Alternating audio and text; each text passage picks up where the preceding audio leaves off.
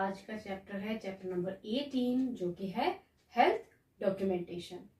देखिए, जैसे कि लाइफ पॉलिसी में हमें जो डॉक्यूमेंट्स की ज़रूरत रहती थी, उसी तरह से हेल्थ इंश्योरेंस की जो पॉलिसी है उसमें भी ऑलमोस्ट सिमिलर डॉक्यूमेंट्स की ही ज़रूरत रहती है। तो इसमें क्या आएगा? प्रपोजल फॉर्म होगा, देन प्रोस्पेक्ट का नाम होगा, एड्रेस होगा, कॉन्टैक्ट नंबर होगा, बैंक डिटेल्स होंगी, उसका प्रोफेशन होगा और सम एश्योर्ड चूजन होगा और प्रेजेंट और प्रीवियस इंश्योरेंस पॉलिसीज का भी उसमें रिक्वायरमेंट रहेगी।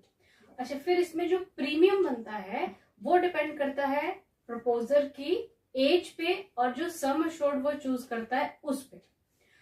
देन हेल्थ पॉलिसीज में भी एंडोर्समेंट जो है वो अलाउड है, यानी कि जो आप अगर कोई चेंजेस करवाना चाहते हैं अपनी पॉलिसी में जो कि कंपनी अलाउ कर रही है तो वो एंडोर्समेंट आप करवा सकते हैं।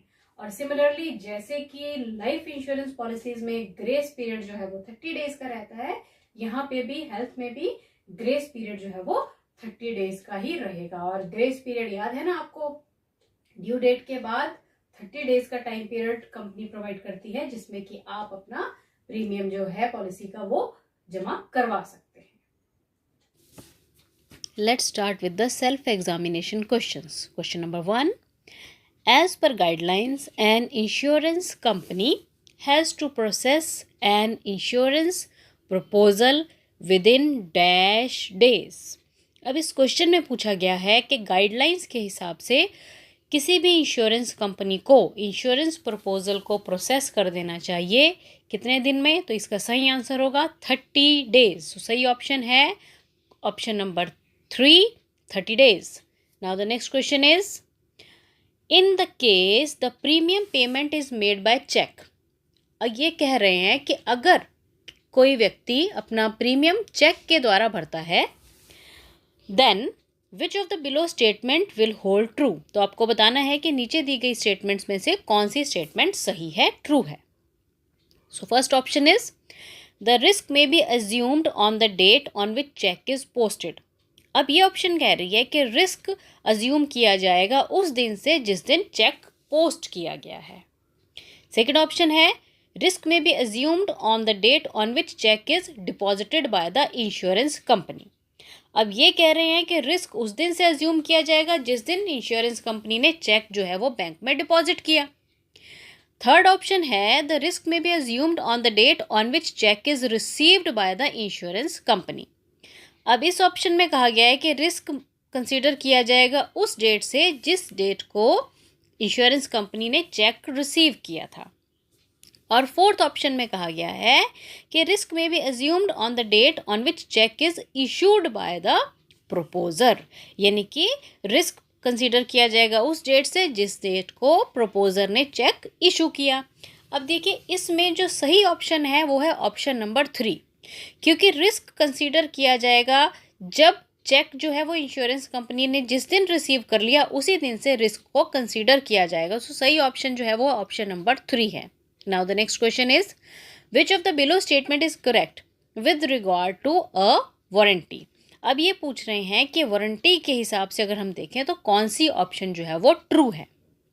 So first of all, a warranty is a condition which is implied without being stated in the policy. अब ये कह रहे हैं कि वारंटी एक ऐसी कंडीशन है जिसको कि बताया जाता है पर उसको पॉलिसी में स्टेटमेंट नहीं दी जाती, मतलब पॉलिसी में लिखित फॉर्म में नहीं दिया जा रहा है। और सेकंड ऑप्शन में बोला गया है कि warranty is a condition expressively stated in the policy, कि वारंटी एक ऐसी कंडीशन है जिसको कि पॉलिसी में बता दिया गया है। पर जो थर्ड ऑप्शन है इसमें बताया गया है कि warranty is a condition expressively stated in the policy and communicated to the insured separately and not as part of policy document. और यही इसका सही आंसर है। मैं इसे आपको अभी समझाती हूँ। अब ये कह रहे हैं कि जो वारंटी है ये एक ऐसी कंडीशन होती है जिसको पॉलिसी में तो लिख कर दिया ही जाएगा, पर ये भी ड्यूटी है एक एजेंट की कि इंश्योर्ड को सेपरेटली उसको बताए, वर्बली उसे बताए कि आपके पॉलिसी डॉक्यूमेंट में ये कंडीशन एज वारंटी दी गई है जो कि लिखित फॉर्म में भी है और हम आपको बता रहे हैं ताकि जो इंश्योर्ड है उसे उसकी जानकारी प्रॉपर वे में हो सके। सो सही answer is option number 3. Now the next question is, if certain terms and conditions of the policy need to be modified at the time of insurance, it is done by setting out the amendments through.